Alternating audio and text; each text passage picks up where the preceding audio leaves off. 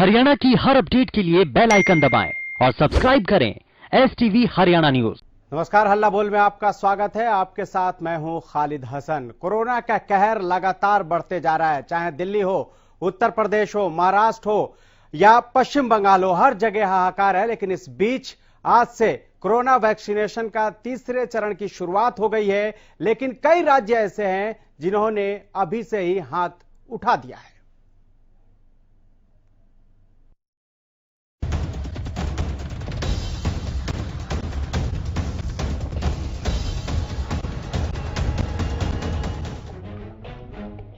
देश भर में आज से कोरोना को मात देने के लिए वैक्सीनेशन का तीसरा चरण शुरू हो रहा है। वैक्सीनेशन के तीसरे चरण में 18 से 44 साल तक के लोग भी कोरोना की वैक्सीन लगवा सकेंगे। हालांकि इन लोगों को वैक्सीन लगवाने के लिए ऑनलाइन ही रजिस्ट्रेशन करना होगा। इसके लिए 28 अप्रैल से ही ऑनलाइन रजिस्ट्रेशन की शुरुआत भी हो गई थी। तीसरे चरण में हर एक सेशन में 200 लोगों का टीकाकरण किया जाएगा। जिन लोगों का वैक्सीनेशन होना होगा उन्हें पहले ही मोबाइल पर सूचना दे दी जाएगी। वैक्सीन सेंटर पर पहुंचने पर भी सिर्फ उन्हीं लोगों को वैक्सीन लगाई जाएगी जिन्हें मोबाइल पर मैसेज भेजे गए हैं। वहीं दूसरी ओर दिल्ली, महाराष्ट्र, बिहार, पंजाब, बंगाल, मध्य प्रदेश, गुजरात, गोवा, आंध्र प्रदेश, जम्मू कश्मीर, ओडिशा, उत्तराखंड और कर्नाटक में आज से वैक्सीनेशन के तीसरे चरण की शुरुआत नहीं हो पाएगी। इन सभी राज्यों ने वैक्सीन की कमी का हवाला दिया है।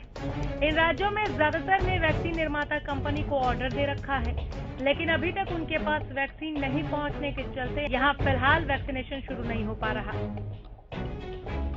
कोरोना का प्रचंड रूप नियंत्रण में आने की बजाय हर रोज और ज्यादा विकराल होता जा रहा है। कोरोना हर रोज अपने पिछले रिकॉर्ड तोड़ रहा है। बीते 24 घंटे में देश में 4 लाख से भी ज्यादा नए कोरोना मामले सामने आए हैं। केंद्रीय स्वास्थ्य मंत्रालय के आंकड़ों के मुताबिक देश में 4,01,993 नए कोरोना मामले सामने आए हैं, जो अपने आप में बेहद डरावने हैं। इसके अलावा बीते 24 घंटे में 3,523 लोगों की कोरोना के कारण जान भी चली गई। हालांकि इस बीच करीब 3 लाख मरीज कोरोना को मात देकर ठीक भी हुए हैं। बीते 24 घंटे में 4,01,993 नए केस। एक दिन में 3523 मरीजों ने गंवाई जान। 24 घंटे में 2,99,988 मरीज कोरोना से ठीक। देश में 1,91,64,969 केस। देश में 32,68,710 एक्टिव केस। अब तक 2,11,853 मरीजों की मौत। 1,56,84,000 से ज्यादा मरीज ठीक। अब तक 15 करोड़ से ज्यादा लोगों का वैक्सीनेशन। वहीं हरियाणा में कोरोना के लगातार बढ़ते संक्रमण पर काबू पाने के लिए सख्ती बढ़ाते हुए प्रदेश सरकार ने अब 9 जिलों में वीकेंड लॉकडाउन का ऐलान किया है। पंचकुला, गुरुग्राम, फरीदाबाद, हिसार, सोनीपत, रोहतक, करनाल, सिरसा और फतेहाबाद। इन जिलों में शुक्रवार रात 10 बजे से 55 घंटे का लॉकडाउन शुरू हो गया है, जो सोमवार सुबह 5 बजे तक जारी रहेगा। प्रदेश में महामारी के सर्वाधिक केस इन्हीं जिलों में हैं। राज्य आपदा प्रबंधन प्राधिकरण के मुखिया और प्रदेश के मुख्य सचिव विजय वर्धन ने इस संबंध में लिखित आदेश जारी कर दिए हैं। लॉकडाउन के दौरान अनावश्यक रूप से कोई भी व्यक्ति घर से बाहर नहीं निकल सकेगा। न ही सड़क या सार्वजनिक स्थानों पर पैदल या वाहन के जरिए घूमने की छूट दी जाएगी। कोरोना वायरस की रफ्तार बेकाबू होती जा रही है। पिछले कई दिनों से प्रदेश में हर रोज कोरोना के आंकड़ों में बढ़ोतरी हो रही है। बीते 24 घंटों में भी हरियाणा में 13,833 नए मरीजों की पहचान हुई। जबकि एक दिन में कोरोना से 98 लोगों को अपनी जान गंवानी पड़ी। तो आइए ग्राफिक्स के जरिए आपको बताते हैं कि प्रदेश के ताजा आंकड़े क्या हैं। बीते 24 घंटे में 13,833 नए मरीजों की पुष्टि।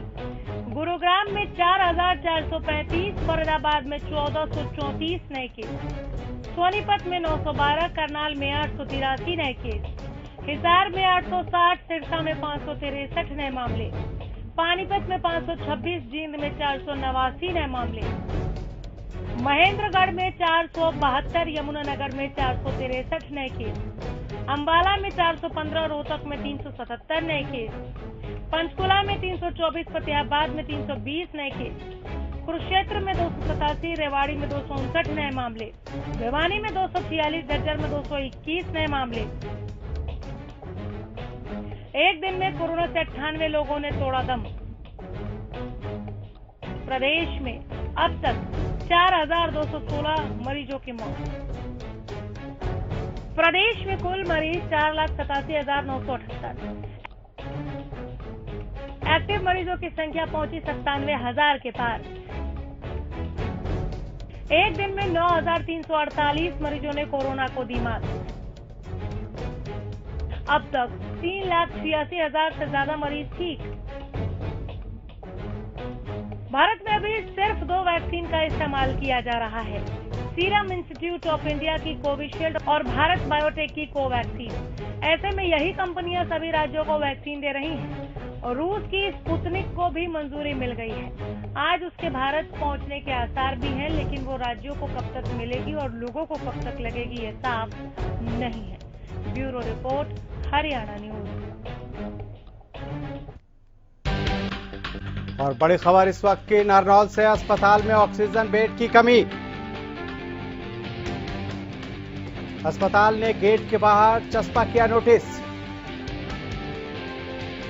ऑक्सीजन बेड खाली नहीं, अस्पताल।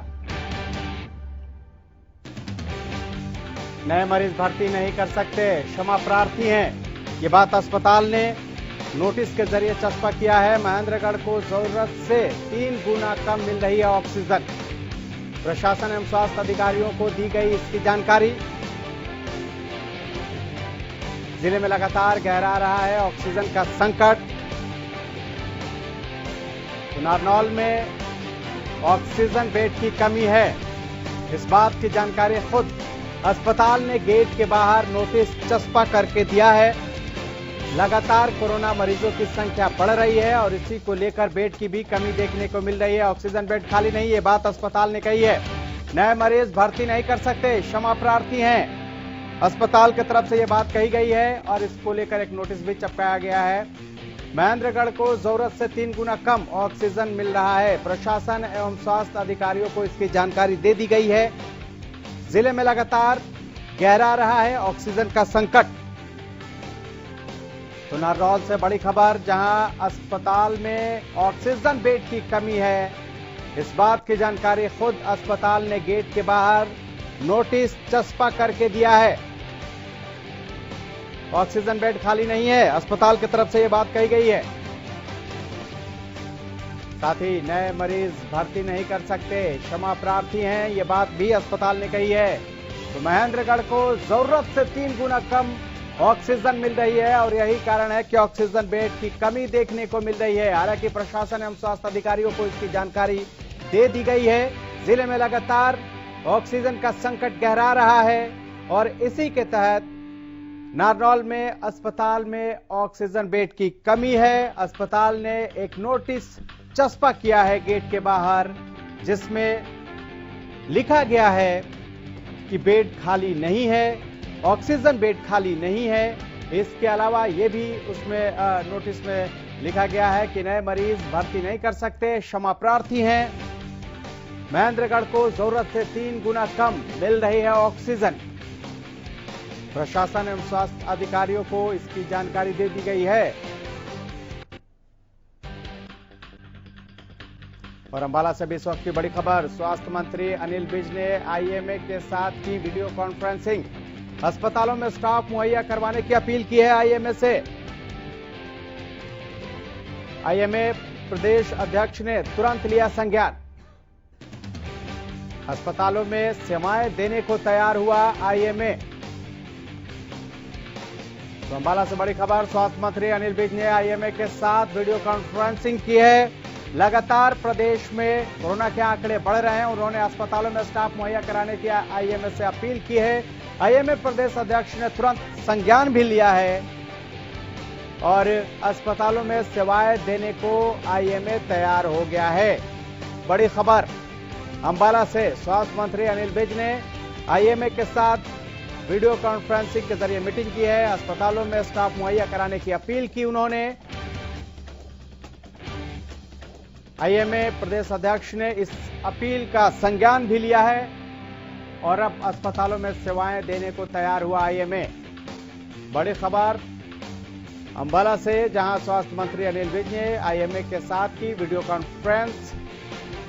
अस्पतालों में स्टाफ मुहैया कराने की उन्होंने आईएमए से अपील की, जिसका आईएमए के प्रदेश अध्यक्ष ने तुरंत संज्ञान भी लिया। अस्पतालों में सेवाएं देने को तैयार हुआ आईएमए। लगातार प्रदेश में कोरोना के आंकड़े बढ़ रहे हैं और स्वास्थ्य मंत्री लगातार स्वास्थ्य व्यवस्थाओं को नियंत्रित करने के लिए कि किसी को किसी तरह की कोई दिक्कत ना हो, लगातार जुटे हुए हैं। और इसी क्रम में उन्होंने आईएमए के साथ वीडियो कॉन्फ्रेंस की और इस दौरान उन्होंने अस्पतालों में आईएमए से सेवाएं देने की अपील की, जिसका असर भी हुआ और आईएमए के प्रदेश अध्यक्ष ने इसका संज्ञान लिया और वो अस्पतालों में सेवाएं देने के लिए तैयार हो गए।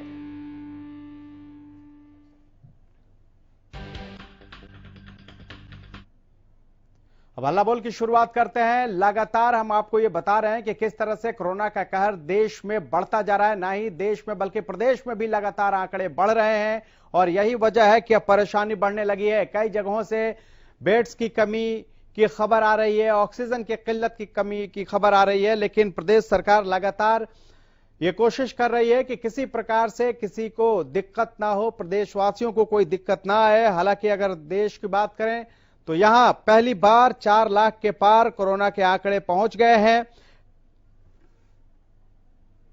और एक दर्शक वीके यादव हमारे साथ जुड़ चुके हैं। वीके यादव, क्या कहना चाहेंगे? नमस्कार सर, बहुत बहुत साधुवाद है जी आपको और आपकी संपूर्ण हरियाणा न्यूज टीम परिवार को। हमारी नागा बाबा पूर्णानंद मंगलानंद सेवा समिति नंदगांव की तरफ से बहुत बहुत साधुवाद जी। चलो विषय बताएंगे जी। विषय यह है कि कोरोना को लेकर लगातार एक तो आंकड़े बढ़ रहे हैं, दूसरा आज से वैक्सीनेशन की शुरुआत हो गई है, लेकिन कई ऐसे राज्य हैं जो असमर्थ हैं और हालात भयावह होते जा रहे हैं। कैसे नियंत्रित किया जा सकता है? जी जी जी, हम ये कहना चाह रहे हैं कि हम तो देखो 70 सालों से हेल्थ डिपार्टमेंट की जो सिचुएशन है वो सबके सामने है और मीडिया के सामने है, तो जनता के सामने है। मीडिया का इसके लिए साधुवाद है। तो अगर 70 साल से व्यवस्था सुधारते, हेल्थ का जो बजट था वो जनता के ऊपर 50% भी एक्सपेंस कर देते, तो आज ये नौबत नहीं आती। आज मोदी जी को जो संघर्ष करना पड़ रहा है ये 70 सालों की कुशासन का देन है। विकसित देशों की आप उदाहरण देख रहे हैं, मेडिकल व्यवस्था का उदाहरण देख लीजिए, कितनी अच्छी व्यवस्था है। एक छोटा सा देश इजराइल है, उससे ही हमें सीख लेनी चाहिए। एक 35 जी, छोटे देश और बड़े देश में बड़ा अंतर होता है। भारत बहुत विशाल देश है, दिल्ली के बराबर इजराइल से भारत की तुलना नहीं कर सकते। सर मानता हूँ विशाल देश है, विशाल देश होने के साथ साथ और उस हिसाब से वीके जी देश में बहुत से काम हुए हैं 70 सालों में। आप एकदम से नकार नहीं सकते किसी भी चीज को, चाहे एम्स दिल्ली की बात करें या देश भर में जो एम्स खुले हैं उसकी भी बात करें। समस्या ये है जी, समस्या ये है कि समाधान कैसे हो इसका। जिस तरह से लोगों को भी सहयोग करने की जरूरत है, सब कुछ सरकारों पे छोड़ देना सही नहीं है। ये बात तो सही है, हमें आलोचना करने का तो टाइम नहीं है ये। बिल्कुल, तो हमें सहयोग करना चाहिए जनता का, प्रशासन का और सरकार का। अभी तो जितना ये जो रिटायर्ड कर्मचारी है मेडिकल विभाग के, उनको भी साथ जी, अगर बाहर देशों से भी हेल्थ डिपार्टमेंट मंगवाने पड़े तो भारत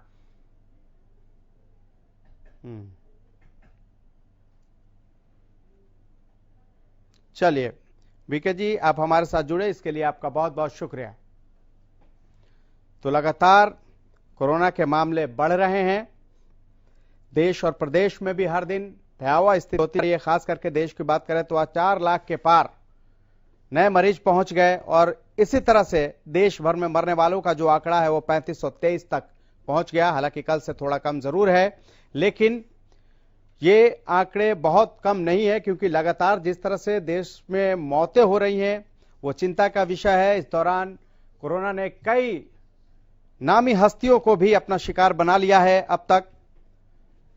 इसीलिए लोगों से अपील है कि लोग कोरोना के नियमों का पालन करें, 2 गज की दूरी, मास्क जरूरी, जब तक दवाई नहीं तब तक ढिलाई नहीं, ऐसे कुछ मंत्र है जिसको लोग अपने जीवन में उतार लें, तभी कोरोना के साथ जिया जा सकता है, कोरोना को हराया जा सकता है। लेकिन अगर अनदेखी होगी, लापरवाही होगी और भीड़ भाड़ वाले इलाके में लोग इकट्ठा होंगे तो यहां विस्फोटक की स्थिति बन सकती है। इसलिए लगातार हरियाणा न्यूज भी आपसे अपील कर रहा है कि कोरोना के नियमों का आप पालन करें।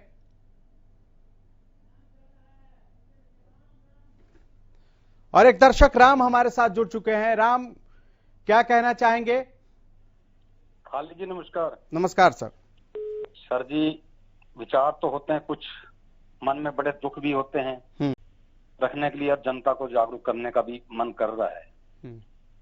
लेकिन ये एक दर्शक है मंगलानंद पूर्णानंद, ये रोजाना विषय पूछते हैं। आपके चैनल पे विषय भी बताया जाता है, सारी चीज बताई जाती है, और सिर्फ रोजाना ये 70 साल का रोना रोते हैं जी।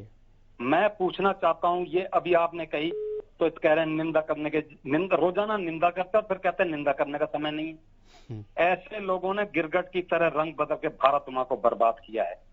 अब मैं बताना चाहता हूँ आपको क्या है हकीकत जी। चेचक हुआ, पोलियो हुआ, या हम पैदल जाते थे स्कूलों में, हवाई जहाज चलते थे, क्या ये मतलब मोदी जी ने तैयार किए हैं क्या? हर चीज पे मोदी को आगे लेके आ जाते हैं। 70 साल बनाम 7 साल। मैं आपको बताता हूँ खालिद जी, अगर किसी को शुगर की बीमारी है, बीपी है, या उसको बुखार हुआ जी, आप चले गए हॉस्पिटल में, हॉस्पिटल वाला कहता है पहले कोविड चेक कराओ। डॉक्टर ने कोविड चेक किया, आ गया पॉजिटिव।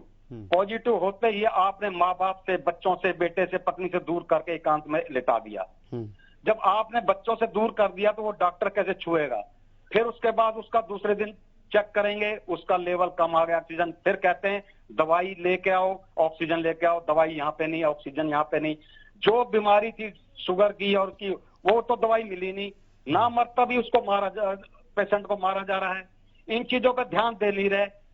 जो दवाइयां मतलब मिल नहीं रही उनको पर ध्यान नहीं रहे। जो 1000 रुपए का इंजेक्शन लाख में नहीं मिल रहा, दवाइयां नहीं मिल रही, भ्रष्टाचार बढ़ रहा है, महामारी बढ़ रही है, उसको पर ध्यान नहीं दे रहे। हमेशा निंदा करते रहते हैं 70 साल तक का। अपने कुकर्मों को छिपाने की बजाय 7 साल का हिसाब जनता मांगेगी और इसका देना पड़ेगा। जब तक नहीं पहुंच गए, नफरत जितनी पैदा मोदी जी के राज में हुई है, जो उसका श्राप है। मैंने पहले भी कहा था आपको, शाहीन बाग का किसानों का श्राप है। अगर मोदी जी भाईचारे से, बाइज्जत किसानों को खरीद दे। आज ही हम कोरोना के विषय पे बात कर रहे हैं, इसलिए मैं चाहूंगा कि आप इसी पे रहें। सरकारों पे जाने से ज्यादा बेहतर होगा कि हम क्या करें, हम समाज को कैसे जागरूक करें, उस पर ज्यादा फोकस करें। अगर सरकारों ने इतना ध्यान दिया होता तो आज ये स्थिति नहीं होती, चाहे सरकार किसी की भी रही हो। इसलिए जनता जो है ना, उसको भी जागरूक होने की जरूरत है। आप हमारे साथ जुड़े राम जी, इसके लिए आपका बहुत बहुत शुक्रिया।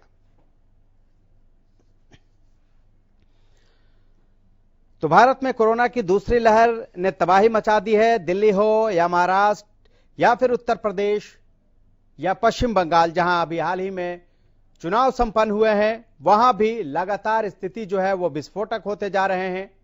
इस बीच देश में वैक्सीनेशन का तीसरा चरण आज से शुरू हो गया है। 18+ वालों को आज से वैक्सीन लगाई जा रही है, लेकिन करीब 14 राज्य ऐसे हैं जिन्होंने आज से वैक्सीनेशन करने में असमर्थता जताई है। 18 साल से ऊपर वाले लोगों का। तो लगातार मामले बढ़ रहे हैं। कई राज्यों ने हाथ खड़े कर दिए हैं। वैक्सीनेशन की कमी का हवाला उन्होंने दिया है।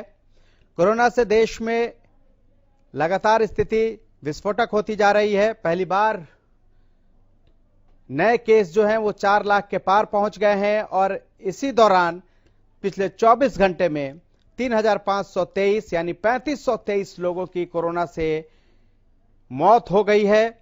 कोरोना से वो जंग हार गए हैं। हालांकि एक अच्छी खबर यह है कि करीब 3 लाख मरीज कोरोना को मात भी दिए हैं और ठीक होकर वो घर भी लौटे हैं। सुरेश एक दर्शक झज्जर से हमारे साथ जुड़ चुके हैं। सुरेश, क्या कहना चाहेंगे, क्या राय है आपकी? नमस्कार जी। नमस्कार सर। देखो जी, ऐसा है, महामारी में अकेले किसी एक आदमी को ऐसा ये मत दो कि इस दुनिया का खिताब उसी के हाथ में। बीमारियां पहले भी आई हैं, इलाज पहले भी हुए हैं जी, लेकिन हाँ ये है कि हम सब की गलती ये है, हम जो नियम होना चाहिए उसको फॉलो नहीं कर रहे। बिल्कुल सबसे बड़ी बात है हम खुद यानी कि इस गलती को फॉलो नहीं कर रहे कि भाई हमें डिस्टेंस भी रखना है, भाई दवाइयां भी टाइम पे लेनी है। अभी मैं एक दर्शक की बात सुन रहा था, वो कहीं मेरे हिसाब से कहीं ना कहीं वो ठीक था। ऐसे 3 बीमारियों के लिए तो आपने टाल ही दिया कि भाई मैं खुद हार्ट पेशेंट हूँ, स्टंट पड़ा हुआ है मेरे भी। जी जी। जो शुगर पेशेंट है, हार्ट पेशेंट है या बीपी पेशेंट है या फिर एस्थमेटिक प्रॉब्लम है, तो उनको तो दवाइयां दी नहीं जा रही। इसका मतलब उसको यदि कोई प्रॉब्लम आ जाती है तो भले ही मर जाए। ये भी तो बताओ ना। बिल्कुल। हेलो। हाँ हाँ हाँ जी, बोलिए। जैसे कि 4 बीमारियों का मैंने नाम बताया आपको जी।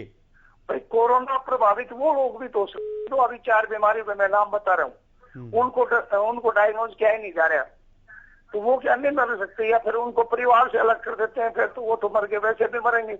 बिल्कुल, इसको ध्यान भी रखना चाहिए। डॉक्टरों से भी हम लोगों ने बार बार पूछा भी है और वो बताते भी हैं कि अगर इस तरह का कोई अगर है तो सबसे पहले तो जो पेशेंट हो उनको तो डॉक्टरों से बात करनी चाहिए कि मुझे ये बीमारी है पहले से, आप इसका भी इसके साथ साथ ख्याल रखें। इनके लिए मेरे गाँव में आंगनबाड़ी कार्यकर्ता थी, वो 2 बार मेरे गाँव में वैक्सीन लग चुकी है जी। 1 साल की उम्र होने वाली है, अभी 1 तारीख को 1 साल की उम्र हो जाएगी 1 जून को। तो उनसे मैंने बातचीत की, मैं वैक्सीन मुझे क्यों नहीं लग सकती?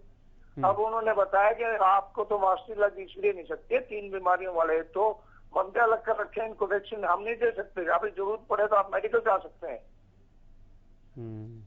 चलिए, आपकी बात उठाई जाएगी। आपने जो अहम सवाल उठाए हैं वो जैसे ही डॉक्टर हमारे साथ जुड़ेंगे आपकी ये बात उनके सामने तक रखी जाएगी। आप हमारे साथ जुड़े इसके लिए आपका बहुत बहुत शुक्रिया। तो लगातार